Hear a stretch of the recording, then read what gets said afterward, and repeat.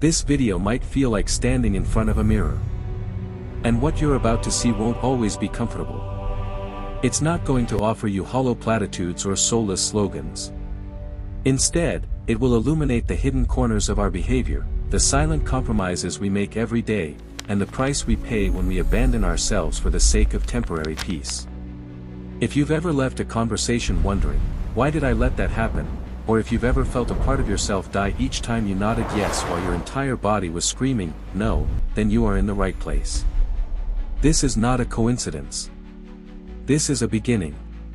Together, we will deconstruct one of the most invisible yet powerful shackles of adult life, the need for approval. Let's start with a scientifically grounded truth. That uncomfortable feeling of waiting for a compliment, the fear of going against the crowd, or the emptiness after receiving praise, that's not just emotion. Psychologists call it contingent self-worth. This is a psychological state where your sense of value doesn't come from within, but depends entirely on external factors: how much money you make, what you look like, and most importantly, what other people think of you. It's like building your house on land you don't own. When the weather is nice, everything seems fine. But when the first storm hits, a criticism, a failure, a judgmental glance, the entire structure collapses. Studies published in reputable journals like PubMed Central have shown an alarming link: people with high levels of contingent self-worth are at a significantly higher risk for anxiety and depressive disorders. Their self-esteem isn't solid, it's fragile. Every day, they unwittingly hand the remote control to their mental health over to their colleagues, their bosses, their friends, and even strangers on social media. They aren't living their own lives, they are performing a role and waiting for applause that is never enough.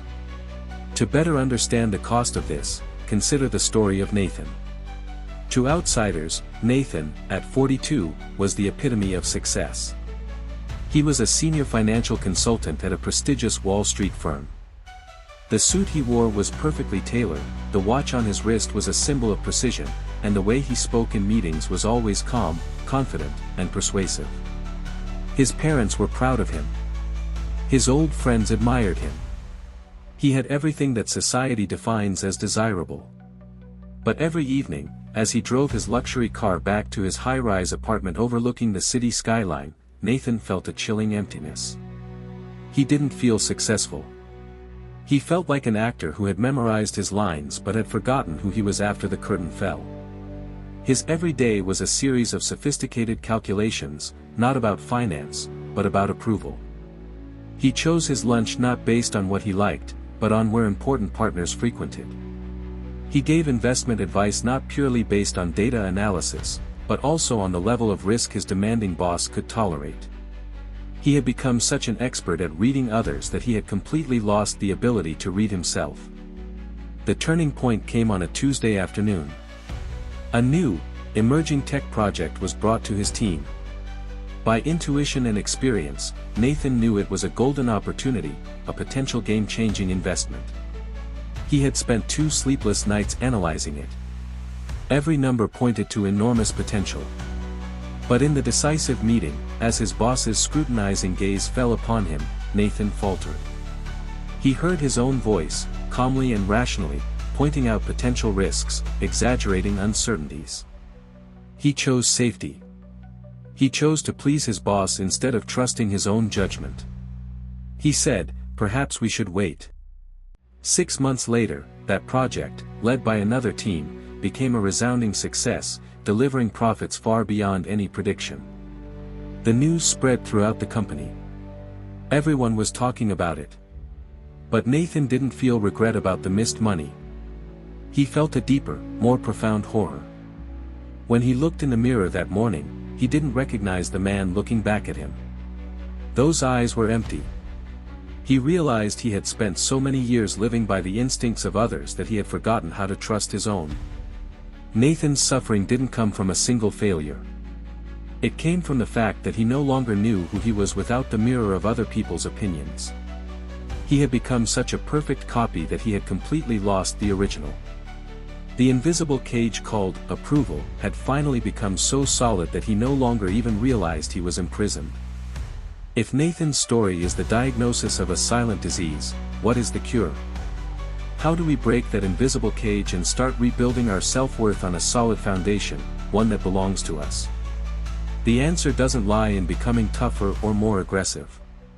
It lies in cultivating two core virtues that Stoic philosophy has championed for thousands of years, and that modern science is now beginning to confirm the power of. They are self-command and the ability to set boundaries. First, let's talk about self-command. When we hear this term, many of us picture someone gritting their teeth, using all their willpower to resist temptation. We think of austerity, renunciation, and a constant struggle. But what if I told you that perspective is completely outdated? Recent science has uncovered a stunning paradox. A study in the journal Frontiers in Psychology found that people with high levels of self-command in their personality are also happier.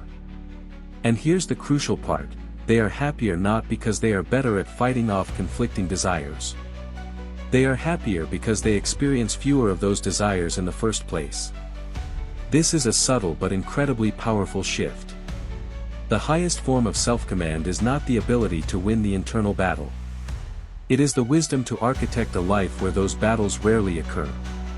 It's not about being reactive, but proactive. A person with high self-command doesn't put a box of cookies on their desk and struggle with it all day. They simply don't buy the box of cookies in the first place. They don't engage in pointless arguments on social media, not because they can keep their cool, but because they've chosen not to read them at all.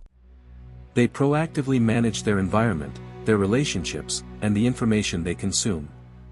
They understand that willpower is a finite resource, and instead of wasting it on petty battles, they invest it in building a system, a habit, a lifestyle that supports their deepest values. You can start practicing this today. Look at your upcoming week. Which meeting could you politely decline because it doesn't serve your top priorities? Which relationship is consistently draining your energy that you could proactively reduce contact with? Which notification on your phone can be turned off so you aren't pulled into distracting vortexes? Each of these small choices is an act of building self-command.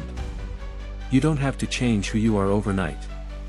You just have to start making wiser choices about where you place your attention. That is the first step to regaining control. But internal self-command is incomplete if it's not expressed externally. And that's where we talk about boundaries. If self-command is your internal operating system, then boundaries are the user interface you present to the world. It's how you teach others how they can treat you. And the lack of clear boundaries, according to science, is a direct path to a state many of us are all too familiar with: emotional exhaustion. This isn't the feeling of being tired after a long day's work. This is the feeling of being depleted from the inside out, the sense that you have nothing left to give because you've allowed others to take too much. Look at the story of Daniel, a 45-year-old creative professional. He was kind, talented, and always willing to help. Because of this, he gradually became the dumping ground for the entire department's work. It started with small things. "Daniel, would you mind staying an extra half hour to look this over for me? Just this once." And Daniel, who hated conflict, would smile and say, "No problem." But just this once turned into every week. Then came bigger things. In a brainstorming meeting, Daniel proposed a breakthrough idea. The next week, he saw that idea in a colleague's presentation to the board, with no mention of his name. He felt a surge of anger in his chest, but the familiar voice in his head whispered, "Come on, don't make a scene. As long as the team gets a good result, that's what matters." He let it go. And the price of that silence was more expensive than he imagined. People no longer came to him for his opinion. They came to him when they needed someone to do menial tasks, check for typos, or finish the work they didn't want to do. In meetings, when he started to speak, others would often interrupt him. Daniel was no longer a respected colleague, he had become a reliable utility.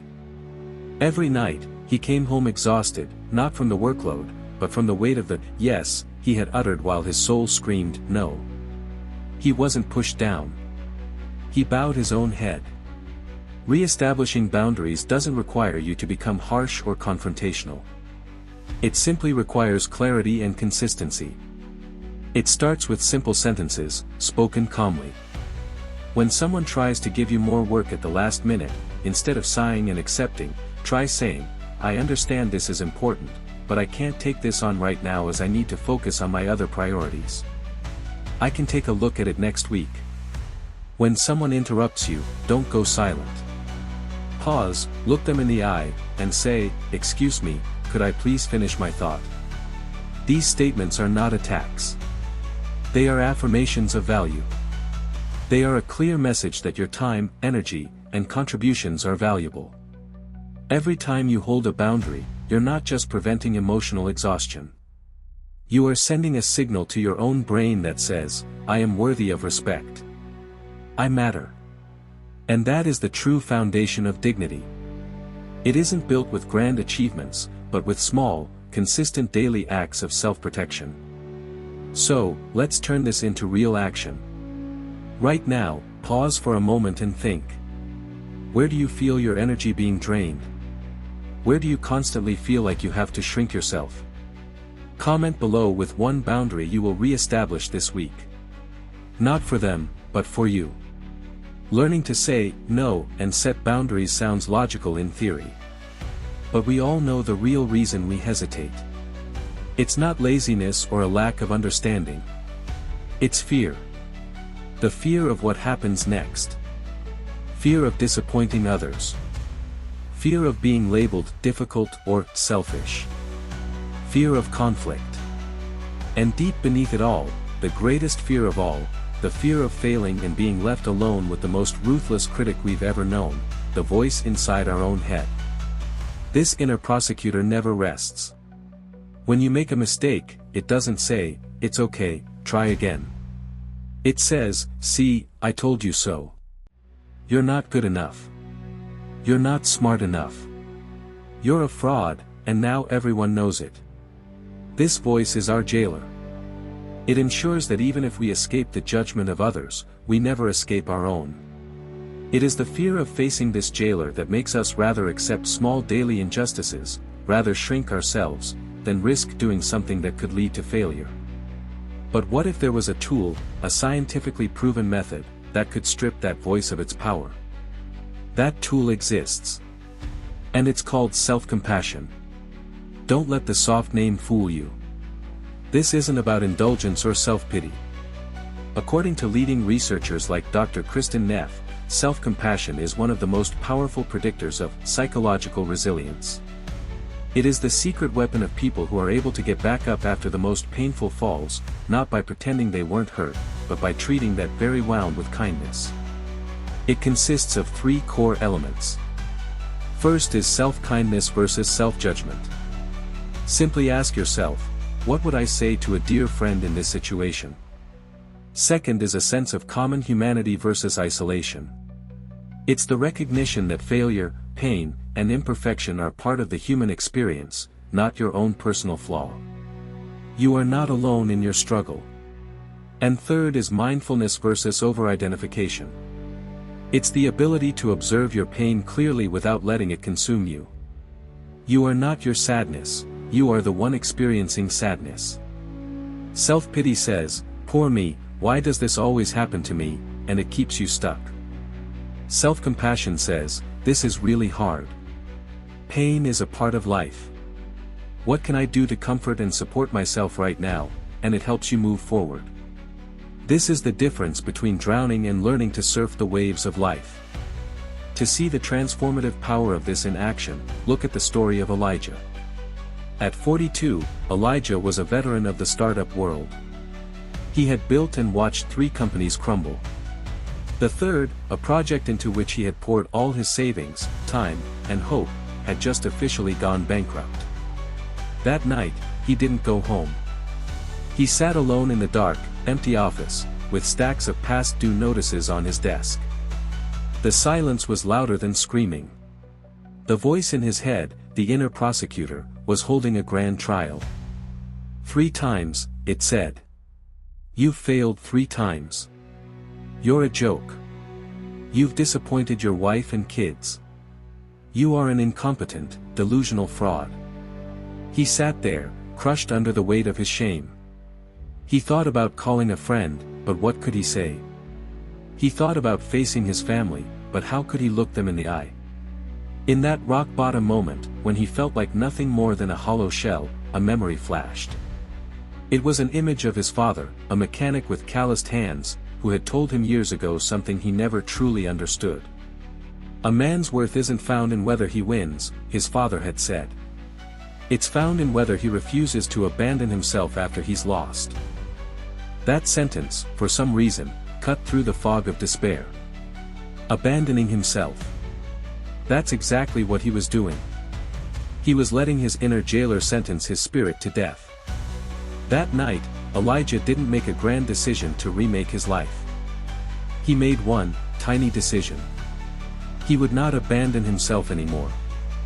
He went home, took out an old notebook, and wrote a single sentence: "Today, I did not give up." The first few days were hard. Writing that sentence felt like a lie. But he kept writing it. Slowly, a change began. He started writing about specific actions. Today, I got out of bed before 8 a.m. Today, I took a 15-minute walk. Today, when that voice told me I was a failure, I didn't argue with it. I just said, "I hear you," and kept washing the dishes. He was learning a new language, the language of compassion. He was treating himself not like a defendant who needed to be punished, but like a friend who needed help. Elijah hadn't become successful again. He was still in debt and the future was uncertain. But for the first time in years, he didn't feel like he was borrowing his self-esteem. He was building it, from the inside, one small, kind act to himself at a time. He was learning to be friends with the man in the mirror, especially on the days that man looked the most pathetic. And in that acceptance, he found a kind of strength that no external success could ever provide. Elijah's journey, from the abyss of shame to the first steps of self-compassion, teaches us an invaluable lesson. Real change doesn't come from a single explosive moment, a spectacular transformation before a public audience. It is woven from countless small, private choices, actions that no one else will ever see or applaud. This brings us to the final and perhaps most profound stage of rebuilding our dignity, the power of the silent journey. Modern society is obsessed with what can be measured and displayed. Likes, shares, bank balances, job titles, the size of a house. We are taught to evaluate a day, a week, or a year based on tangible accomplishments. But Stoic philosophy, and indeed ancient wisdom, points to an opposite truth: the most important parts of your growth are the parts no one claps for. I call them silent wins. A silent win is the moment you decide to go to bed on time instead of scrolling on your phone for another hour, even though no one is checking on you. It's when you stay calm and don't engage in an old argument that a family member is trying to bait you into. It's when you choose not to gossip about a colleague, even when everyone else in the room is doing it. It's when you finish your workout, even though your body is tired and your mind is screaming to quit. It's when you take a deep breath and apologize to your child for losing your temper, even though your ego doesn't want to. These actions may seem insignificant. They will never appear on your performance review. They won't get you a single follower on social media. But they are the real bricks that build something no money or fame can buy, an unshakable core. Think of it this way: external validation is like sugar. It gives you a quick energy spike, a sweet feeling, but it's followed by a crash, leaving you empty and craving more. Silent wins are like protein. They don't offer an immediate thrill, but they build real, sustainable muscle for your character. Every time you perform one of these actions, you are doing something incredibly important. You are casting a vote for the person you want to become. You are proving to yourself that your promise to yourself has weight. This is the process of building true self-confidence. The confidence we crave doesn't actually come from others telling us we're great. It comes from knowing, deeply and without a doubt, that we are people who keep our word to ourselves. That is integrity. When you consistently honor these small, private commitments, you begin to trust yourself. And when that trust is large enough, external validation becomes a nice to have, not a need to have. The respect you earn from yourself becomes more valuable than any respect you could get from others. This is the final liberation from the cage of contingent self-worth. You no longer need an audience to feel valuable, because you are the most important witness. You no longer live to be seen, you live to be true to yourself. How do you start recognizing and reinforcing these wins? It doesn't require a complex system. Start with a simple end-of-day habit. Before you go to sleep, instead of one last email check or scroll through social media, take 30 seconds.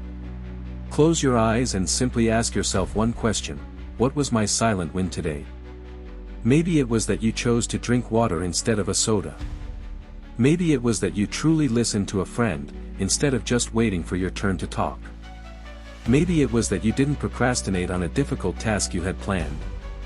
Do not underestimate these things. Name them. Acknowledge them. Allow yourself to feel a brief, legitimate sense of pride. By doing this, you are retraining your brain to seek and value what truly builds character, instead of just seeking flashy external rewards. Over time, you will notice a change. You will walk into rooms differently. You will engage in conversations differently. Not with arrogance, but with a quiet solidity. A presence that comes from knowing that, whether anyone sees it or not, whether anyone agrees or not, you are living a life aligned with your values. You no longer have to prove anything. Your existence is the proof. We have come a long way together in this video. We began by looking into an uncomfortable mirror, and now, we end with a detailed blueprint for rebuilding something that has perhaps long been eroded, your own unshakable dignity. That journey wasn't a collection of tips, but a deliberate, four-step process. First, we bravely looked in the mirror, diagnosing the root problem not as weakness, but as a psychological state called contingent self-worth. We recognized how the invisible cage built from the need for approval has imprisoned us. Next, we laid the first foundation stones for a new structure. We redefined self-command not as austerity, but as the wisdom to architect a life with less conflict. And we learned to erect solid boundaries, not to push others away, but to protect our energy from emotional exhaustion. Then, we equipped ourselves with the most important tool for any construction project, the repair kit. We discovered self-compassion not as weakness, but as a scientifically proven technique for building psychological resilience, helping us get up after every fall and silencing the ruthless inner prosecutor. And finally, we learned how to maintain this structure every day. Not with grand gestures, but by recognizing and cherishing the silent wins, the private, unseen choices that truly forge a core that cannot be bought or broken. This isn't just a video. It's a declaration. A declaration that you are done shrinking yourself to fit into the cramped spaces others have designated for you. You are done waiting for permission to be yourself. You are done trading your self-respect for temporary approval. This path is not easy. There will be days you stumble. There will be old habits that try to pull you back. But you are different now. You have a map. You have the tools. And most importantly, you are not alone. If this message resonated with you, if something in you feels awakened, then turn it into a commitment.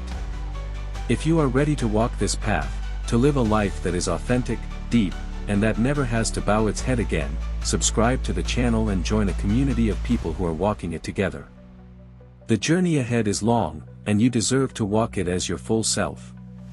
Unshrunken, unapologetic, and uncompromised.